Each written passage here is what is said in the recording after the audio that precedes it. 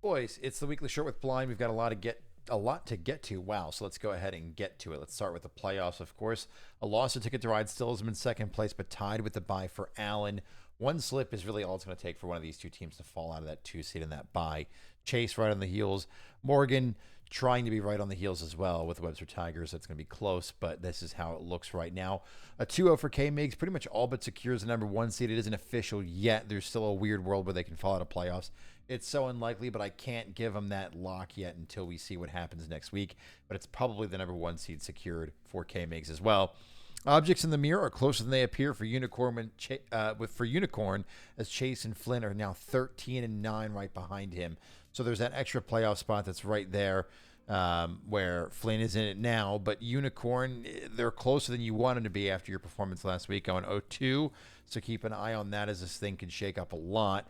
And we'll get to that a bit later as well. Flynn's back in the playoff bracket based off the points for, but it's only a 5-point difference between him and Chase. So if they stay with the same record, if Chase can make up 5 points in 3 weeks, which is so doable, Chase will take that last spot right now. But Flynn's even saying he doesn't want to go there. I wonder if Flynn sheds some points at the trade deadline. Flynn, I think you should go for it, brother.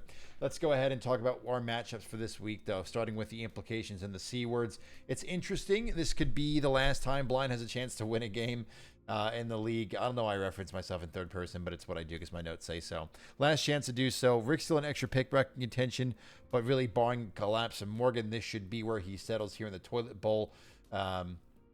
Rick's still not completely, or no, Rick is eliminated from playoffs, and Nate and Blind locked into the toilet bowl as well, showing that on the last screen for you. So we should see Rick projected pretty much after this week to be the 101 pick, as he should be the favorite to win the toilet bowl, in our opinion, and in my opinion.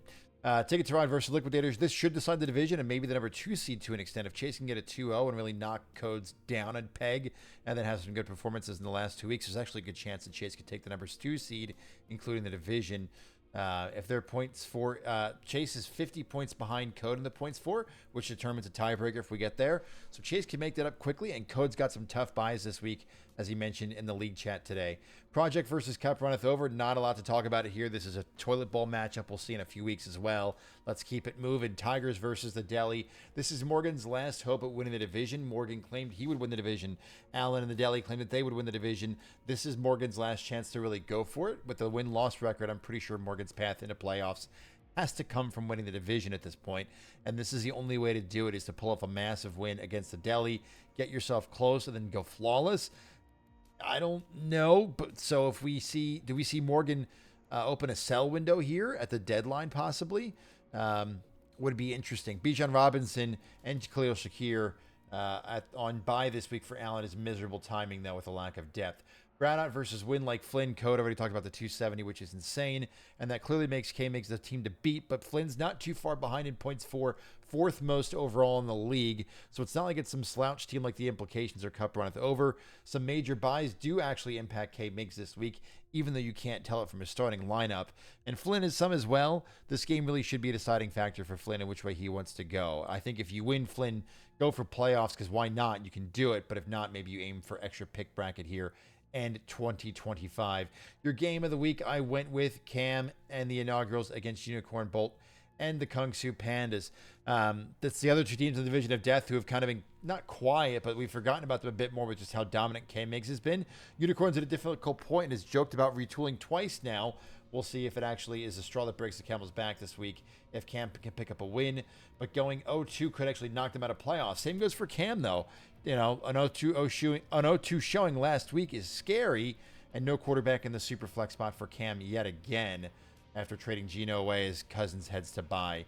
Your obscure rule, this is a big one. This is important. So, Taxi.